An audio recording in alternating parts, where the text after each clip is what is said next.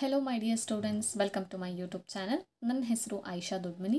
ಇವತ್ತಿನ ಈ ವಿಡಿಯೋದಲ್ಲಿ ನಾವು SSLC ಪರೀಕ್ಷೆ 2ರ 1 ಅಂಕದ ಪ್ರಶ್ನೆಗಳನ್ನು ಡಿಸ್ಕಷನ್ ಮಾಡ್ತಾ ಹೋಗ್ತೀನಿ. ಸೊ ವಿಡಿಯೋನ ಕೊನೆಯವರೆಗೂ ತಪ್ಪದೆ ನೋಡಿ.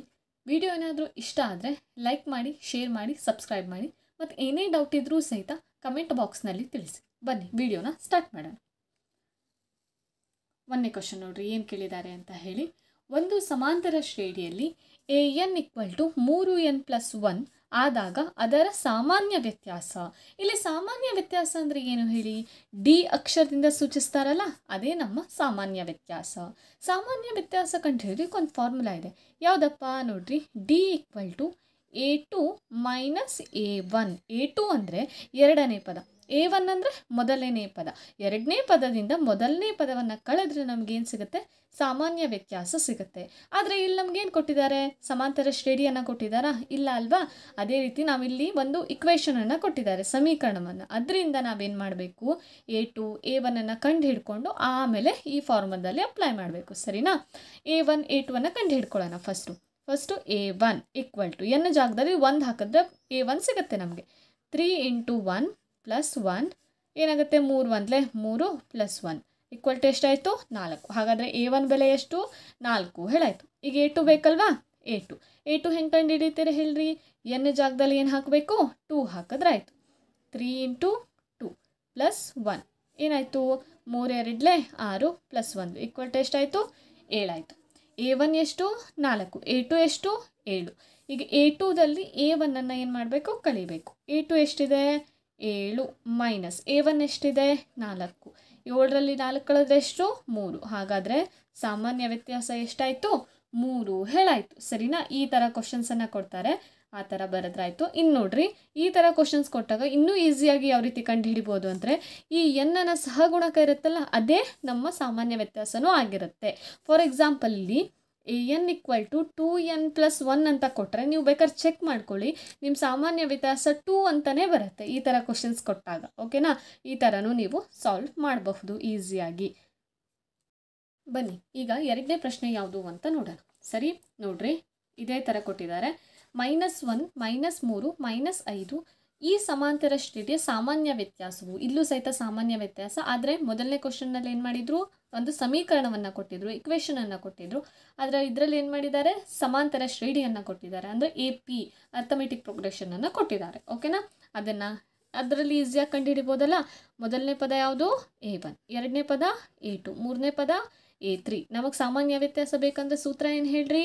D = A2 - A1. ಸರಿನಾ? A2 ಜಾಗದಲ್ಲಿ ಏನಿದೆ ಹೇಳ್ರಿ? -3. ಆಮೇಲೆ ಇಲ್ಲೊಂದು ಮೈನಸ್ ಇದೆಯಾ? ಮೈನಸ್ ಹಾಕಿದೆ. A1 ಜಾಗದಲ್ಲಿ ಏನು ಹಾಕಬೇಕು ನೋಡ್ರಿ? -1 ವಿಚ್ ಇಸ್ ಈಕ್ವಲ್ ಟು ಏನಾಗುತ್ತೆ? -3 ಹಾಗೆ ಇರುತ್ತೆ. ಅಕ್ಕಪಕ್ಕ 2 ಚಿಹ್ನೆಗಳು ಬರೋದಿಲ್ಲ. ನಾನೇ ಹೇಳಿದ್ದೆ ಅಲ್ವಾ? ಮೈನಸ್ ಇಂಟು ಮೈನಸ್ ಏನಾಯಿತು? Plus into 1. ಇಲ್ಲಿ ನೋಡಿ, ನೆಕ್ಸ್ಟ್ ಏನಾಗುತ್ತೆ? ಇದು 2ರಲ್ಲಿ ದೊಡ್ಡ ಸಂಖ್ಯೆ ಚಿಹ್ನೆ ಯಾವುದು? ಮೈನಸ್ ಅಲ್ಲ, 3 ಅಲ್ವಾ? 3ಕ್ಕಿರೋ ಚಿಹ್ನೆ ಯಾವುದು? ಮೈನಸ್. ಪ್ಲಸ್ ಮೈನಸ್ ಏನಾಗುತ್ತೆ? ಮೈನಸ್. ಅಂದರೆ 3ರಲ್ಲಿ 1 ಏನು ಮಾಡಬೇಕು? ಕಳಿಬೇಕು. ಕಳೆದ ಉತ್ತರ ಎಷ್ಟು? -2. ಹಾಗಾದರೆ ಡಿ ಬೆಲೆ ಎಷ್ಟಾಯಿತು? -2 ಹೇಳಾಯಿತು. ಓಕೆನಾ? ಈ ಥರ ಬಂದಾಗ ನೀವು ಒಂದೊಂದು ಮಿಸ್ಟೇಕ್ ಏನು ಮಾಡ್ತೀರಾ ಗೊತ್ತಾ? ಇಲ್ಲಿರೋ ಮೈನಸ್ಸು ಇಲ್ಲಿರೋ ಮೈನಸ್ ಎರಡೂ ಒಂದೇ ಅಂತ ತಿಳ್ಕೊತೀರಾ. ಆದರೆ ಆ ಥರ ಅನ್ಕೋಬಾರ್ದು. ಈ ಮೈನಸ್ಸೇ ಬೇರೆ, ಈ A1ಗಿರೋ ಮೈನಸ್ಸೇ ಬೇರೆ. ಸೊ ಅದು ಎರಡನ್ನು ಸಪ್ರೇಟಾಗಿ ಬರ್ಕೊಂಡು ಲೆಕ್ಕವನ್ನು ಮಾಡಬೇಕು. ಸರಿನಾ? ಬನ್ನಿ ಈಗ 3ನೇ ಕ್ವಶನ್ ಯಾವುದು ಅಂತ ಹೇಳಿ ನೋಡೋಣ. ಓಕೆನಾ? ನೋಡ್ರಿ, ರೇಖಾತ್ಮಕ ಬಹುಪದೋಕ್ತಿಯ ಮಹತ್ತಮ ಘಾತ ಅಂದರೆ ಡಿಗ್ರಿ ಎಷ್ಟು ಅಂತ ಹೇಳಿ ಬರೀಬೇಕು. ರೇಖಾತ್ಮಕ ಬಹುಪದೋಕ್ತಿದು ನಿಮಗೆ ಗೊತ್ತಿದೆಯಲ್ಲ. ಫಾರ್ ಎಕ್ಸಾಂಪಲ್ ಒಂದು ರೇಖಾತ್ಮಕ ಬಹುಪದೋಕ್ತಿ ಬರೀತೀನಿ ನೋಡ್ರಿ. 3x + 6 ಅಂತ ಹೇಳಿದೆ. ಇಲ್ಲಿ ಎಕ್ಸ್ನ ಘಾತ ಏನು ಕಾಣಿಸ್ತಾ ಇದೆ? ಏನೂ ಇಲ್ಲ. ಹೌದಾ? ಏನೂ ಇಲ್ಲ ಅಂದರೆ ಏನಿದೆ? 1 ಇದೆ. ಈ ಚರಾಕ್ಷರದ ಘಾತ 1 ಇದ್ದರೆ ಅದನ್ನು ಏನಂತ ಕರಿತೀವಿ? ರೇಖಾತ್ಮಕ ಬಹುಪದೋಕ್ತಿ ಅಂತ ಹೇಳಿ ಕರಿತೀವಿ. ಹಾಗಾದರೆ ರೇಖಾತ್ಮಕ ಬಹುಪದ ಮಹತ್ತಮ ಘಾತ ಅಥವಾ ಡಿಗ್ರಿ ಎಷ್ಟಿರುತ್ತೆ? 1 ಅಂತ ಹೇಳಿ ಬರೀಬೇಕು. ಅದೇ ವರ್ಗ ಬಹುಪದೋಕ್ತಿದು ಎಷ್ಟಿರುತ್ತಪ್ಪ? ವರ್ಗ ಬಹುಪದೋಕ್ತಿ ಇಲ್ಲಿ ನೋಡ್ರಿ, ಗೊತ್ತಾಗ್ತಾ ಇದೆ ಹೆಸರಿಂದನೇ. ವರ್ಗ ಅಂದರೆ ಎಷ್ಟು ಹೇಳ್ರಿ? 2 ಅಲ್ವಾ? ಅದರ ಮಹತ್ತಮ ಘಾತ ಅಥವಾ ಡಿಗ್ರಿ ಎಷ್ಟಿರುತ್ತೆ? 2. ಅದೇ ರೀತಿ ಮತ್ತೊಂದು ಬಹುಪದೋಕ್ತಿ ಇದೆಯಲ್ಲ, ಯಾವ್ದು ಹೇಳ್ರಿ? ಘನ ಬಹುಪದೋಕ್ತಿ. ಘನ ಅಂತಂದ್ರೆ ಏನರ್ಥ? 3. ಅದರ ಮಹತ್ತಮ ಘಾತ ಎಷ್ಟಾಗುತ್ತೆ? 3. ಇದು 3 ಸಹಿತ ನಿಮಗೆ ಗೊತ್ತಿರಬೇಕು. ರೇಖಾತ್ಮಕ ಅಂತಂದರೆ 1 ಅದರ ಮಹತ್ತಮ ಘಾತ. ಮಹತ್ತಮ ಅಂದರೆ ಎಷ್ಟು ಹೈಯೆಸ್ಟ್ ಘಾತ ಇರುತ್ತೆ ಅಂತ ಹೇಳಿ, ಸರಿನಾ. ಅದೇ ವರ್ಗ ಬಹುಪದೋಕ್ತಿ ಇದ್ದರೆ ಎಷ್ಟು ಮಹತ್ತಮ ಘಾತ 2, ಘನ ಬಹುಪದೋಕ್ತಿ ಇದ್ದರೆ ಎಷ್ಟು 3, ಸರಿನಾ. ಸರಿ, 4ನೇ ಕ್ವಶನ್ ಯಾವುದು ಅಂತ ನೋಡೋಣ ಬರ್ರಿ. 4ನೇದು ನೋಡಿ, 5x² - 6x³ - 7x + 1 ಈ ಬಹುಪದೋಕ್ತಿಯ ಡಿಗ್ರಿ ಅಥವಾ ಮಹತ್ತಮ ಘಾತ ಬರೆಯಿರಿ ಅಂತ ಕೇಳಿದ್ದಾರೆ. ನೋಡ್ರಿ, ಈ ಥರದ ಕ್ವಶನ್ಸು ಕೊಡಬಹುದು, ಇಲ್ಲ ಈ ಥರದ ಕ್ವಶನ್ಸು ಕೊಡಬಹುದು, ಸರಿನಾ. ಇಲ್ಲಿ ನೋಡ್ರಿ, ಮಹತ್ತಮ ಘಾತ ಅಂದರೆ ಏನಂತ ಹೇಳಿದ್ದೆ, ಎಕ್ಸ್ನ ತಲೆ ಮೇಲೆ ಕೆಲವೊಂದು ಸಂಖ್ಯೆ ಇರುತ್ತೆ, ಘಾತ ಆ ತಲೆ ಮೇಲೆ ಇರುತ್ತಲ್ಲ ಅದನ್ನು ಘಾತ ಅಂತೇಳಿ ಕರಿತೀವಿ. ಅದರಲ್ಲಿ ಹೈಯೆಸ್ಟ್ ಸಂಖ್ಯೆ ಯಾವುದಿರುತ್ತಲ್ಲ ಅದನ್ನು ಏನಂತ ಕರಿತೀವಿ, ಮಹತ್ತಮ ಘಾತ. ಮಹತ್ತಮ ಅಂದರೆ ಜಾಸ್ತಿ ಅಂತೇಳಿ, ಹೆಚ್ಚು ಅಂಥೇಳಿ ಅರ್ಥ, ಸರಿನಾ. ಇದರಲ್ಲಿ ನೋಡ್ತಾ ಹೋಗಿ, ಇಲ್ಲಿ ಎಕ್ಸ್ನ ತಲೆ ಮೇಲೆ ಏನಿದೆ 2, ಇಲ್ಲಿ ಎಕ್ಸ್ನ ತಲೆ ಮೇಲೆ ಏನಿದೆ 3, ಇಲ್ಲಿ ಎಕ್ಸ್ನ ತಲೆ ಮೇಲೆ ಏನೂ ಇಲ್ಲ ಅಂದರೆ 1 ಇದೆ ಅಂತೇಳಿ ಅರ್ಥ, ಓಕೆನಾ. ಹಾಗಾದರೆ ಈ 2, 3, 1ರಲ್ಲಿ ಹೈಯೆಸ್ಟ್ ಯಾವ್ದು ಹೇಳ್ರಿ, 3 ಅಲ್ವಾ. ಹಾಗಾದರೆ ಈ ಬಹುಪದೋಕ್ತಿಯ ಡಿಗ್ರಿ ಅಥವಾ ಮಹತ್ತಮ ಘಾತ ಎಷ್ಟು ಹೇಳ್ರಿ, 3 ಅಂಥೇಳಿ ಅರ್ಥ, ಓಕೆನಾ. ಸರಿ, ನೆಕ್ಸ್ಟ್ ಕ್ವಶನ್ ನೋಡೋಣ ಬರ್ರಿ. 5ನೇ ಕ್ವಶನ್ ಏನು ಕೊಟ್ಟಿದ್ದಾರೆ ಅಂತ ಹೇಳಿ ನೋಡ್ರಿ. ಇದು ತ್ರಿಕೋನಮಿತಿಗೆ ಸಂಬಂಧಪಟ್ಟಿರುವಂಥ ಪ್ರಶ್ನೆ. ಇದರಲ್ಲಿ 2 ಪ್ರಶ್ನೆ ಬರೆದಿದ್ದೀನಿ, ಓಕೆನಾ. ನೋಡ್ರಿ, 5 sin θ = 4 ಆದರೆ ಕೊಸೆಕ್ ಥೀಟಾದ ಬೆಲೆ ಎಷ್ಟು ಅಂತ ಹೇಳಿ. ಈ ಥರ ಕ್ವಶನ್ಸನ್ನು 1 ಮಾರ್ಕ್ಸಿಗೆ ಕೇಳ್ಬೋದು, ಇಲ್ಲ ಅಂತಂದರೆ ಮಲ್ಟಿಪಲ್ ಚಾಯ್ಸ್ ಬಹು ಆಯ್ಕೆ ಪ್ರಶ್ನೆಯಲ್ಲಿ ಕೇಳ್ಬೋದು. ಫಸ್ಟು ನಾವು sin θನ ಮಾತ್ರ ಈ ಕಡೆ ಇಟ್ಕೋಬೇಕು, ಸರಿನಾ. ಇಲ್ಲಿ 4 ಇಲ್ಲೇ ಇರುತ್ತೆ, ಈ 5 ಈ sin θ ಜೊತೆ ಗುಣಾಕಾರದಲ್ಲಿದೆ, ಈ ಕಡೆ ಬಂದಾಗ ಏನಾಗುತ್ತೆ, ಭಾಗಾಕಾರ ಆಯಿತು, ಸರಿನಾ. ಇದೇನು ಹೇಳ್ರಿ, sin θ ನಾವು ಕಂಡುಹಿಡಬೇಕಾಗಿರೋದೇನು, ಕೊಸೆಕ್ ಥೀಟಾ. sin θ ಅಪೋಸಿಟ್ ಯಾವುದು, ಕೊಸೆಕ್ ಥೀಟಾ. sin θ 4/5 ಆದರೆ ಕೊಸೆಕ್ ಥೀಟಾ ಏನಾಗುತ್ತೆ ಹೇಳ್ರಿ, 5/4 ಆಗುತ್ತೆ, ಓಕೆನಾ. ಇಲ್ಲಿ ನೆಕ್ಸ್ಟ್ ಮತ್ತೊಂದು ಕ್ವಶನ್ ಕೇಳಿದ್ದಾರೆ ನೋಡ್ರಿ, ಕಾಸ್ ಅಪೋಸಿಟ್ ಯಾವುದು, ಸೆಕ್. ನಮ್ಗೆ ಆಲ್ರೆಡಿ ಗೊತ್ತು ಕಾಸ್ ಥೀಟಾ ಎಷ್ಟು ಕೊಟ್ಟಿದ್ದಾರೆ, 24/25. ಅದು ಕಾಸ್ ಥೀಟಾದ ಅಪೋಸಿಟ್ ಯಾವುದು, ಸೆಕ್ ಥೀಟಾ. ಹಾಗಾದರೆ ಇದೇನಾಗುತ್ತೆ ಹೇಳ್ರಿ, 25/24 ಆಗುತ್ತೆ, ಓಕೆನಾ. ಇದೇನಾದರೂ ಸರಿಯಾಗಿ ಅರ್ಥ ಆಗಿಲ್ಲ ಅಂತ ಏನಾದರೂ ಅನಿಸಿದ್ರೆ ನಿಮಗೆ ನಾನು ಒಂದು ಲಿಂಕನ್ನು ಡಿಸ್ಕ್ರಿಪ್ಷನ್ ಬಾಕ್ಸಲ್ಲಿ ಹಾಕಿರ್ತೀನಿ. ಆ ತ್ರಿಕೋನಮಿತಿ ಪಾಠವನ್ನು ಕರೆಕ್ಟಾಗಿ ಅರ್ಥ ಮಾಡ್ಕೊಳ್ಳಿ, ಸೊ ಇದೆಲ್ಲ ಗೊತ್ತಾಗುತ್ತೆ, ಸರಿನಾ. ಯಾಕಂದರೆ sin θದ ಅಪೋಸಿಟ್ ಕೊಸೆಕ್ ಆಗಿರುತ್ತೆ, ಕಾಸಿನ ಅಪೋಸಿಟ್ ಸೆಕ್ ಆಗಿರುತ್ತೆ, ಸರಿನಾ. ಅದಕ್ಕೆ 4/5 ಉಲ್ಟಾ ಏನಾಗುತ್ತೆ, 5/4 ಅದು ಕೊಸೆಕ್ ಆಗಿರುತ್ತೆ, ಸರಿ. ಅದನ್ನು ಒಂದ್ಸಲ ಆ ವಿಡಿಯೋನ ಚೆಕ್ ಮಾಡ್ಕೊಳ್ರಿ. ಅದನ್ನು ಚೆಕ್ ಮಾಡ್ಕೊಂಡು ಆದಮೇಲೆ ಈ ಲೆಕ್ಕಗಳು ನಿಮಗೆ ತುಂಬಾ ಸುಲಭ ಅನ್ನಿಸ್ತವೆ, ಓಕೆನಾ. ನೆಕ್ಸ್ಟು 6ನೇ ಲೆಕ್ಕ ನೋಡೋಣ ಬರ್ರಿ. ಏನು ಕೇಳಿದ್ದಾರೆ ಅಂಥೇಳಿ, ಒಂದು ಸರಳ ರೇಖೆಯು ವೃತ್ತದ ಒಂದೇ ಬಿಂದುವಿನಲ್ಲಿ ಹಾದು ಹೋದರೆ ಆ ರೇಖೆಯು, ಯಾವುದೋ ಒಂದು ವೃತ್ತ ಇದೆ, ಸರಿನಾ. ನಾನು ಕೈಯಿಂದನೇ ಬಿಡಿಸ್ತಾ ಇದ್ದೀನಿ. ಒಂದು ಸರಳ ರೇಖೆಯು ವೃತ್ತದ ಒಂದೇ ಬಿಂದುವಿನಲ್ಲಿ, ವೃತ್ತದ ಯಾವುದೋ ಒಂದು ಬಿಂದು, ಈ ಬಿಂದುವನ್ನ ಕನ್ಸಿಡರ್ ಮಾಡ್ತೀನಿ, ಓಕೆ. ಇದೊಂದು ವೃತ್ತನ, ಈ ಬಿಂದುವಿನ ಕನ್ಸಿಡರ್ ಮಾಡ್ತೀನಿ.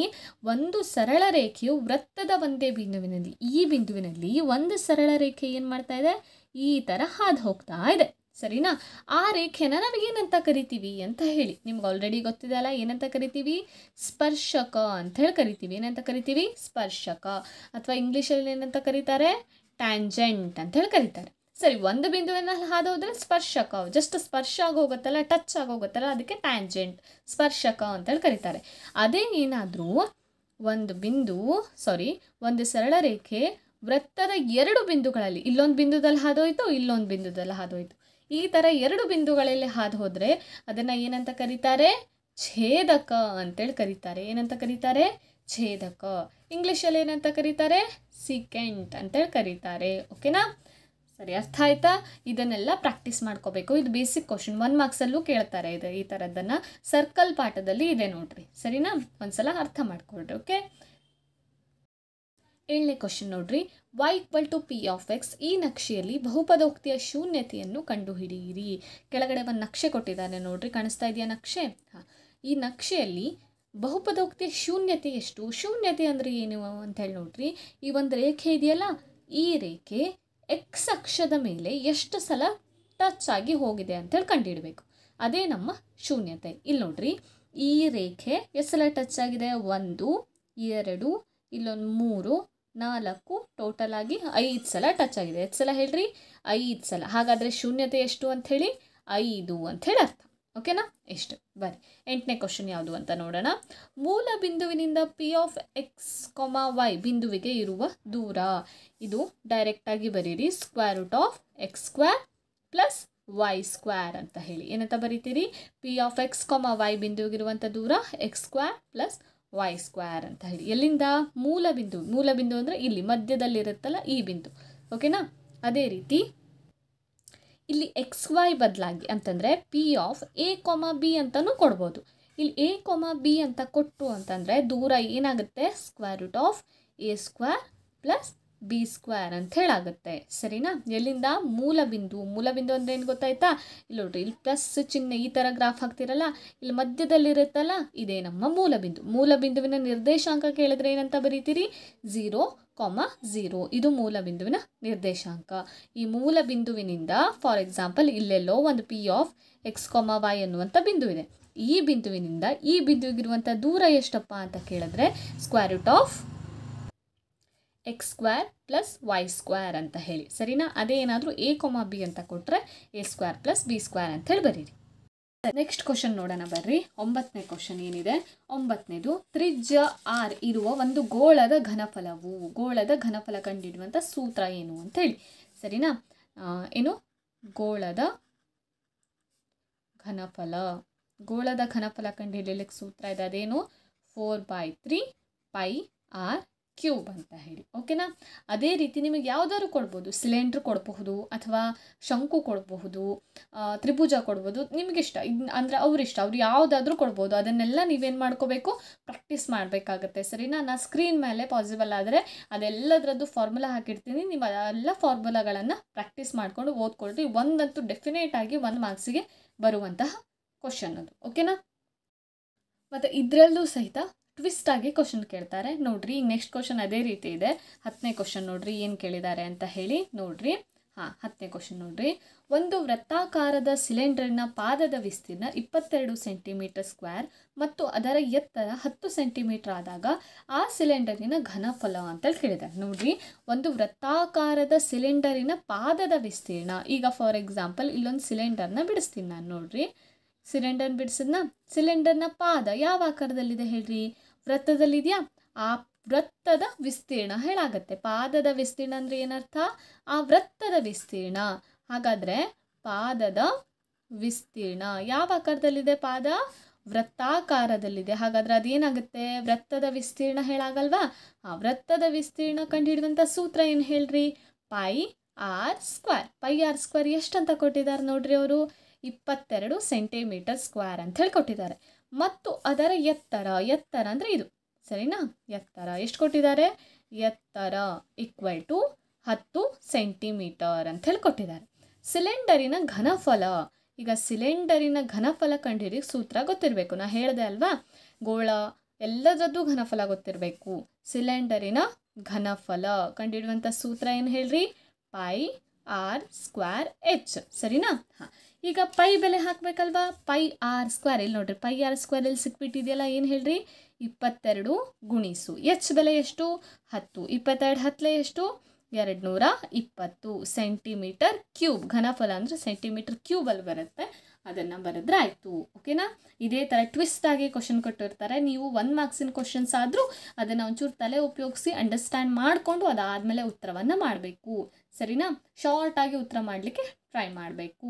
ಓಕೆ, ನೆಕ್ಸ್ಟ್ 11ನೇ ಕ್ವಶನ್ ನೋಡೋಣ ಬರ್ರಿ. ಏನು ಕೊಟ್ಟಿದ್ದಾರೆ ಅಂಥೇಳಿ ನೋಡ್ರಿ. ಇದು ತ್ರಿಕೋನಮಿತಿಗೆ ಸಂಬಂಧಪಟ್ಟಿರೋದು. ನೋಡ್ರಿ, ಗೊತ್ತಾಗುತ್ತಲ್ವಾ?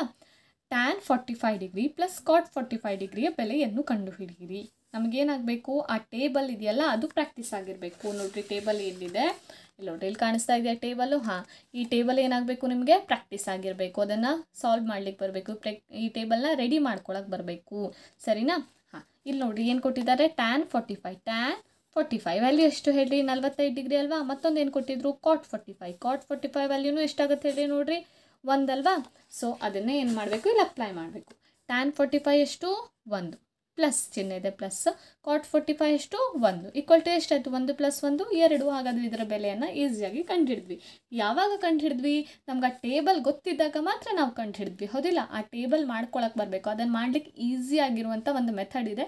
ಆ ಮೆಥಡ್ನ ಬೇಕಾದ್ರೆ ಹೇಳ್ಕೊಡ್ತೀನಿ. ನಿಮ್ಗೆ ಆ ಮೆಥಡ್ ಬೇಕಾಯಿತು ಅಂತಂದರೆ ಕಮೆಂಟ್ ಬಾಕ್ಸ್ನಲ್ಲಿ ತಿಳಿಸಿ. ನಾನು ಅದ್ರ ಮೇಲೆ ಒಂದು ವಿಡಿಯೋನ ಅಪ್ಲೋಡ್ ಮಾಡ್ತೀನಿ. ಓಕೆನಾ?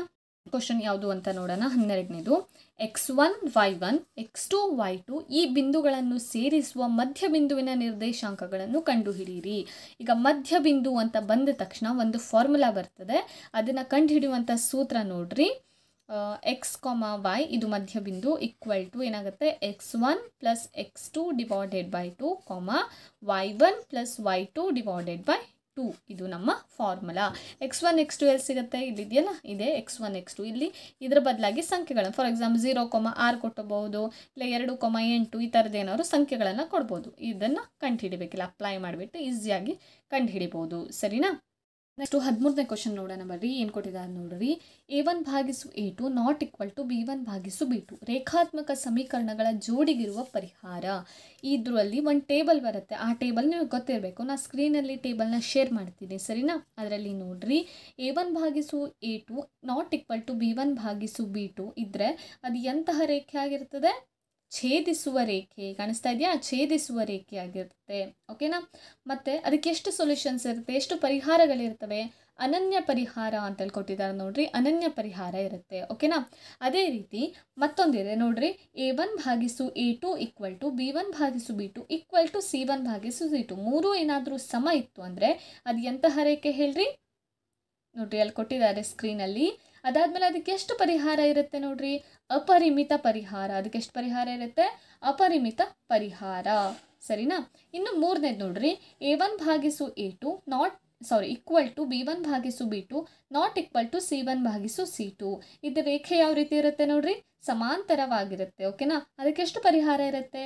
ಯಾವುದೇ ರೀತಿ ಪರಿಹಾರ ಇರೋದಿಲ್ಲ. ಅಲ್ಲಿ ಕೊಟ್ಟಿದ್ದಾರೆ ನೋಡ್ರಿ ಬಾಕ್ಸಲ್ಲಿ. ಈ ಬಾಕ್ಸ್ ಮಾತ್ರ ನಿಮಗೆ ಕಂಪಲ್ಸರಿಯಾಗಿ ಬರಲೇಬೇಕು. ಇದನ್ನು ಕಂಪ್ಲೀಟಾಗಿ ಅರ್ಥ ಮಾಡ್ಕೊಳ್ರಿ.